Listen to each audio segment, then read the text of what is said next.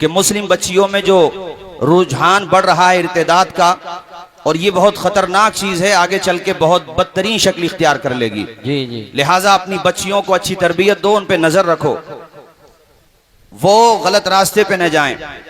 ये भी बड़ा अजीब जुल्म है कि एक तरफ से होता है तो उसको घर वापसी का नाम दिया जाता है, और दूसरी तरफ से होता है तो उसको लव जिहाद का नाम दिया जाता है। हम शासन और प्रशासन से बहुत मोहब्बत के साथ रिक्वेस्ट करते हैं कि कानून सबके लिए बराबर होना चाहिए, लेकिन हमारी और आपकी जिम्मेदारी भी है कि अपनी बच्चियों को वक्त होने पर शादी कर दें, उनकी शादी के हवाले से ताखीर न करें।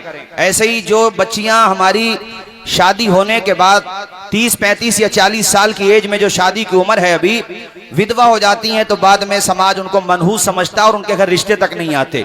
ये गलत रस्म है भाई, इसको खत्म करो। अगर कोई बहन हमारी विधवा हो गई है तो क्या आप समाज उसको कबूल नहीं करेगा? आखिर उसका गुनाह क्या है? वो बहन विधवा हो जाती है, अब आप उसको नहीं एक्सेप्ट करोगे, अपने रिश्ते नहीं भेजोगे, खुदा ना खास्ता अगर वो गलत रास्ते पे जाती है तो उसका जिम्मेदार ये समाज भी होगा।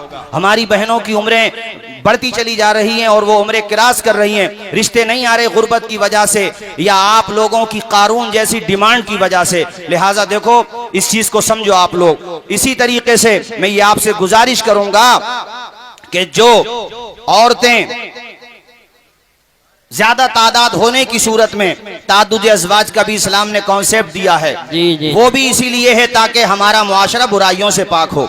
लिहाजा इस जानिब भी तवज्जो दी जाए।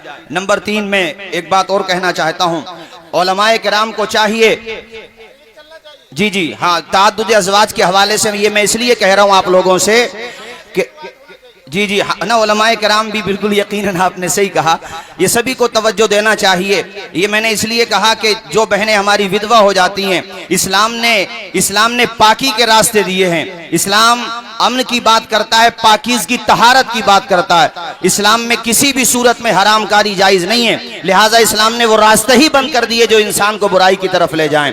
तो तीसरी बात, उलमाए किराम को चाहिए, अइम्मे किराम को, कि वो जुमे के खुतबात अनावीन के तहत दें। इस सिलसिले में हमारी एक तंजीम है रोशन मुस्तकबिल, हम हर जुमे को अल्हम्दुलिल्लाह भारत के मजे हुए जी इस्तेदाद उलमा के जरिए लिखाए गए खुतबात को पेश करते हैं, और उसके लिए बाज़ाब्ता टेलीग्राम और व्हाट्सएप पे हमारे ग्रुप बने हुए हैं। अइम्मे किराम राब्ता करें और उन खुतबात से फायदा उठाएं ताकि जुमे के खुतबात के जरिए से पब्लिक के जहनों की तत्हीर हो जाए और एक पैगाम उन तक जाए। हमारे खुतबात अनावीन के तहत हो जाएं तो ये बहुत बड़ा काम हो जाएगा।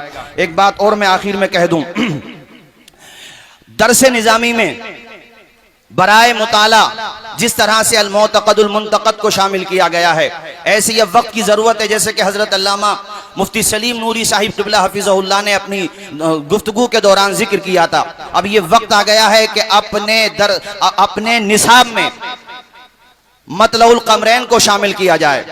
इसी तरीके से सिराजुल हिंद अल्लामा शाह अब्दुल अजीज की तोहफ़े इस्ना अशरिया को भी शामिल किया जाए।